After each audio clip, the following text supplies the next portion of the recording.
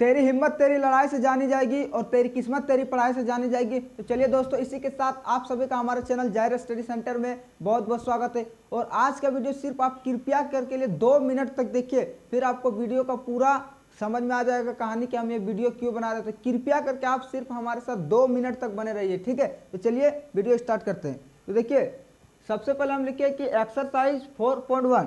मैं आपको बता देता हूं कि एक्सरसाइज 4.1 से लेकर 4.4 तक ऑब्जेक्टिव क्वेश्चन किस तरह से आपके एग्जाम में पूछे जाएंगे, मैं आपको इस वीडियो में वही बताने वाला हूं। तो वीडियो काफ़ी इंपॉर्टेंट होने वाला है। देखिए, सबसे पहले मैं अपने हर वीडियो में मैं बताता हूं कि किसी और बुक के चक्कर में आप मत पड़िए, सिर्फ आप अपने साथ ये एनसीईआरटी रखिए और आप इसी को फॉलो कीजिए। अगर आपको मैथ में 100 में 100 लाना है तो आप इधर उधर के बुक के फेरा में मत पड़िए, जैसे कि शर्मा के समुद्रन, क्वेश्चन बैंक, इस सब के फेरा में आप मत पड़िए, ठीक है। आप क्या कीजिए, सिर्फ एक एनसीईआरटी का अपने साथ बुक रखिए और मैं जैसे जैसे बता रहा हूँ आप वैसे वैसे कीजिए, आपको 100% रिजल्ट मिलेगा, ठीक है। तो चलिए वीडियो स्टार्ट करते हैं। देखिए, सबसे पहले हम स्टार्ट करते हैं एक्सरसाइज 4.1 से, ठीक है।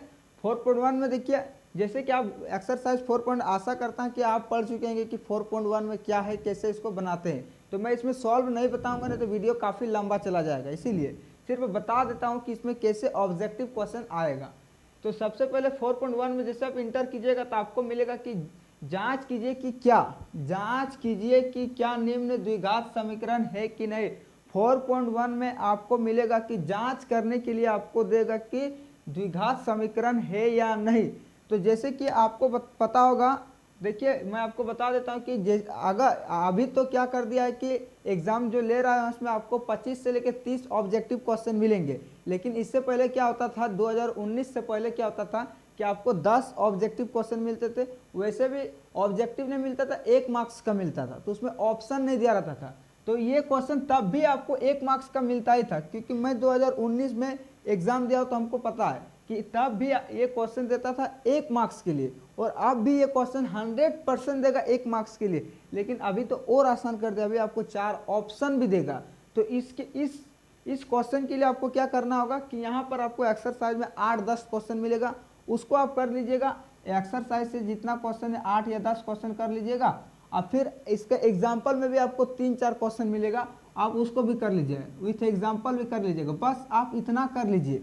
4.1 में सिर्फ आप 1 नंबर में 8-10 जहाँ उसको कर लीजिए, और फिर एग्जाम्पल में 2-4 क्वेश्चन उसको कर लीजिए। फिर इससे आपको टेंशन लेने का जरूरत नहीं है और इधर उधर आपको भटकना भी नहीं पड़ेगा, ठीक है। और उसके बाद 2-3 नंबर का जो भी क्वेश्चन है बकवास क्वेश्चन है, फालतू क्वेश्चन है, टाइम वेस्ट क्वेश्चन, इसलिए उस सब पे ध्यान नहीं दीजिएगा। अब आते हैं 4.2 में। तो 4.2 में देखिए, जैसे कि आपको मिलेगा कि गुणनखंड विधि से निम्न का मूल ज्ञात करें। अगर आप पढ़े होंगे तो आपको पता होगा कि गुणनखंड क्या होता है, कि इसको गुना करेंगे फिर बीच वालों को तोड़ेंगे, इस तरह से कहानी है। अगर आप पढ़े होंगे तो आपको पता होगा, या अभी तक तो ये आप पढ़ ही चुके होंगे। तो इसको बोले गुणनखंड विधि से आप ज्ञात कीजिए। तो मैं आपको बता देता हूँ कि ये क्वेश्चन जो है ना दोस्त, ये क्वेश्चन जो है वो 1 मार्क्स के लिए पॉसिबल नहीं होता है। 1 मार्क्स के लिए पॉसिबल नहीं होता, ऑब्जेक्टिव के लिए पॉसिबल नहीं होता है। उतना चांस नहीं कि ये क्वेश्चन आपको ऑब्जेक्टिव में देगा, क्योंकि ये थोड़ा बड़ा क्वेश्चन है, सॉल्यूशन थोड़ा लंबा जाता है। आपको पता होगा कि पहले गुणनखंड विधि से कैसे मूल ज्ञात करेंगे। इसका सॉल्यूशन अगर आप बनाए तो पता होगा कि इसका सॉल्यूशन हाफ पेज तक होता है। तो आप खुद दिमाग लगा सकते हैं कि हाफ पेज के सॉल्यूशन में आपको 1 मार्क्स देगा। ये कभी पॉसिबल नहीं, 1 मार्क्स नहीं देगा, ये आपको 3 मार्क्स का देगा एग्जाम में। ये जो 4.2 का 1 नंबर वो 3 मार्क्स का बनता है, 3 मार्क्स का बनता है। तो इसको आप 3 मार्क्स के पर्पस के दृष्टि से पढ़िएगा, ऐसा नहीं कि ये एमसीक्यू बनेगा, इसमें एमसीक्यू नहीं बनता। यही क्वेश्चन जो है ना 1 नंबर, यही आपको 2 या 3 मिल जाएगा। लेकिन ये क्वेश्चन गुणनखंड विधि से जो मूल ज्ञात करना होता है, इससे एमसीक्यू क्वेश्चन नहीं बनता है। इसमें सिर्फ आपको 3 मार्क्स का क्वेश्चन बनता है। तो इसको आप यार 3 मार्क्स, इसमें सिर्फ आपको 1 ही नंबर पढ़ना है। 1 नंबर में 4-5 क्वेश्चन जितना विथ एग्जाम्पल। एग्जाम्पल में हर बार बार नाम ले रहा, क्योंकि एग्जाम्पल बहुत इंपॉर्टेंट, ज़्यादा क्वेश्चन एग्जाम्पल से ही आता है। और बच्चा बोलता है कहाँ से क्वेश्चन आ रहा है, वो एग्जाम्पल को अच्छे से कवर नहीं करता है। फिर एग्जाम में देखता है तो क्वेश्चन कहाँ से आ रहा है। तो क्वेश्चन भाई आपके बुक से ही आता है, बस उसको आपको अच्छे से खोलना होगा ना। तो आप एग्जाम्पल को बढ़िया से कवर कीजिएगा, चाहे कोई भी एक्सरसाइज हो। एग्जाम्पल मोस्ट भी आइए, शर्मा के ये सब बेकार है, एग्जाम्पल मोस्ट भी आइए, ठीक है। अब आते हैं उसके बाद से 2, 3, 4, 5 जितना 2 से लेकर 6 नंबर तक आपको मिलेगा, ये सब आपको नहीं पढ़ना। ये सब आज तक इतिहास में कभी नहीं पूछा है, तो आज क्यों पूछेगा, इस बार 2023 में क्यों पूछेगा। तो 2023 के भी एग्जाम में आपको 2 से लेकर 6 तक का क्वेश्चन नहीं पूछेगा, इसलिए आपको पढ़ने का जरूरत नहीं है, वो सब बकवास क्वेश्चन है। ठीक है, अब 4.3 में जैसे आ जाते हैं 4.3 में, तो देखिए 4.3 में जो आपको 1 नंबर क्वेश्चन मिलेगा उसमें से आपको क्या जानता है 4.3 और 4.4, ये इसका रिलेशन बहुत बढ़िया रिलेशन है, इसलिए इसको मैं बता देता हूँ।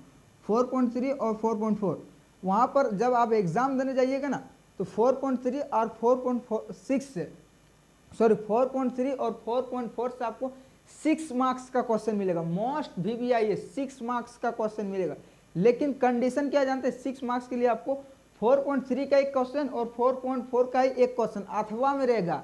इन दोनों क्वेश्चन में से आपको एक बनाने के लिए देगा। देखिए क्या कंडीशन क्या है कि एकदम मोस्ट, आप देखिए आपको नंबर लाने के लिए ज़्यादा पढ़ने का जरूरत नहीं होता, बस शर्त इतना है कि आपको दिमाग से थोड़ा पढ़ना पड़ता है, दिमाग लगाना पड़ेगा, तभी जाके आपको नंबर मिलेगा, नहीं तो फिर आप कितनों पढ़िएगा तो नंबर नहीं मिलेगा। ठीक है, दिमाग। यहाँ पर मैं बता रहा हूँ कि 4.3 और 4.4 दोनों में से आपको एक क्वेश्चन देगा, दोनों में से आपको एक क्वेश्चन बनाना होगा जो 6 मार्क्स का बनेगा, 6 मार्क्स का बनेगा। और अगर आपको मन में डाउट है कि आपको ऐसा क्यों लग रहा है कि आप इतना कॉन्फिडेंस के साथ क्यों बोल रहे हैं कि ये 6 मार्क्स का देगा, यहाँ तो यहाँ से ऑब्जेक्टिव देता है, यहाँ से सब्जेक्टिव देता है, कॉन्फिडेंस के साथ क्यों बोल रहे हैं, तो मैं इसका एक साफ प्रूफ बता देता हूँ कि आपके पास क्वेश्चन बैंक होगा, तो उस क्वेश्चन बैंक को आप घर जाके आराम से खोलिए। तो अगर उस क्वेश्चन बैंक को आप खोलेंगे तो आप उसमें मिला लीजिए कि MCQ क्वेश्चन किस तरह से आते, 6 मार्क्स का क्वेश्चन किस तरह से आते। मैं ऐसे वीडियो नहीं बना रहा, फेंका फेंकी वाला काम नहीं कर रहा हूँ। ठीक है, तो ऐसे इसको क्या करना है, तो आप देखेंगे 4.3 आपको थोड़ा हार्ड चैप्टर है, 4.3 थोड़ा हार्ड चैप्टर है, इसमें से भी आपको 6 मार्क्स मिलेगा। हार्ड चैप्टर है लेकिन इसमें से भी क्या होगा 6 मार्क्स मिलेगा। और करके क्या है 4.4 जो कि थोड़ा आसान चैप्टर है।